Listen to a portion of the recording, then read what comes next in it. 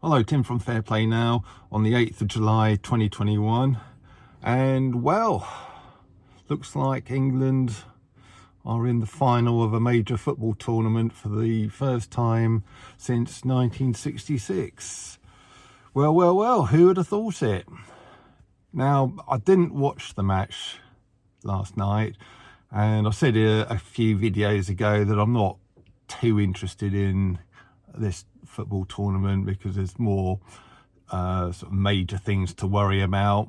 And indeed, I was watching some videos that I'll be recommending later on, but I've got to say I couldn't help but thinking when I saw the result and that we'd sort of gone through to the final, you know, just feeling a little bit of sort of nationalistic sort of pride there, and kind of hoping now that they'll go all the way and win the thing. There is this school of thought, I don't know if you've come across it, that an England win on this tournament is being engineered by the powers that shouldn't be, so that, you know, we English will be kind of more amenable. We'll be so kind of happy with the result that will be more amenable to another lockdown or them going back on their promises for the 19th of July or whatever it is, and it will sort of quell any kind of rebellious feeling. Now, I'm not sure if I'm totally convinced by that one for two reasons, or two or three reasons. I don't think it'd work anyway. I think, yeah, it's going to take more than winning a football tournament to calm people down if that's what they have got in store.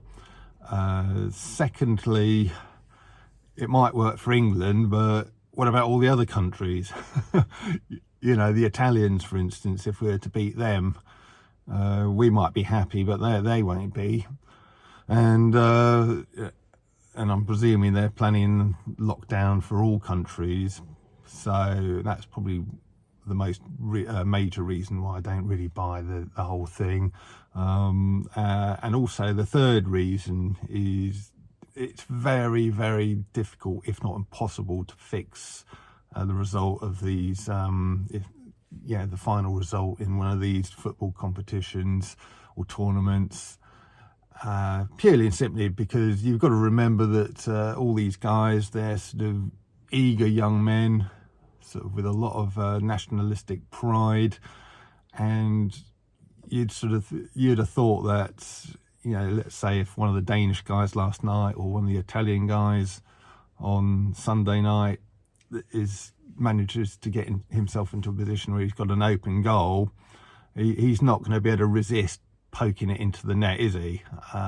Just because he's been told not to score and try and engineer an England win. So yeah, not totally convinced by that one, but who knows?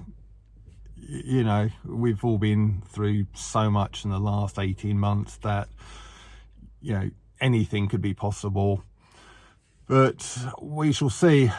And I certainly think if England does win it on Sunday, it will certainly make a lot of people a lot more happy, and it's just a bit of light relief, if nothing else. So I did see the highlights. I didn't watch the match last night, but I saw some of the highlights, and it was quite thrilling. It looked like England had most of the run of play, most of the possession. The Denmark goal was great. That was a superb free kick, and yeah, they looked like they played really well too.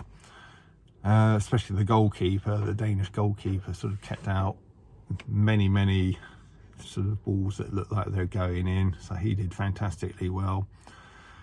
And looking around the crowds, looked like there's precious little social distancing and mask wearing going on there, so it does kind of make a mockery of what we've got to put up with. I mean, you sort of go to, you know, you watch that England match, and you see all of that, all those people together without any of that malarkey, and then you go to a restaurant or something, and even though the place is only half full, you've got to do your social distancing and mask wearing, so it does make a mockery of it, doesn't it?